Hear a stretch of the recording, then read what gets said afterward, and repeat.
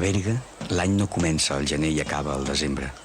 A Berga, l'any comença l'endemà de Corpus i acaba, o més aviat culmina, aquest dijous del mes de juny. Símbols que ballen amb una solemnitat inequívocament antiga. Gegants i nans, com a tants altres llocs de Catalunya.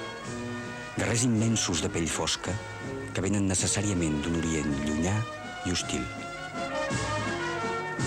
A la vitrina de la Patum hi ha el monstruari fantàstic de cartró pedra. Les grans bèsties malignes que escupen foc. Les grans bèsties benignes, també. Perquè l'àliga que dansa amb solemnitat de ball reial, de cort, un rigodor animal, no pot ser dolenta. Poderosa com només ho poden ser els senyors del cel i de la terra, l'àliga forma part d'aquest catàleg incomprensible de fòssils de cartró que es passegen per la Patum i els carrers de Berga.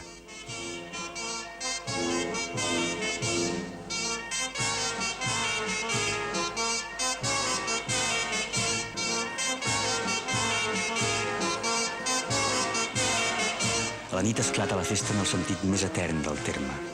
Els entremesos hi són i l'exciten, però només la protagonitzen a mitges. La resta del protagonisme el prenen les onades de gent amb gent.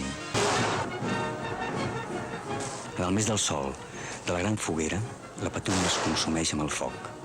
Alguna cosa es crema, però alguna cosa tornarà, com els dies i les estacions o les collites. La Patum també és un cicle. Una cosa que se'n va i que torna, sempre diferent, però sempre la mateixa.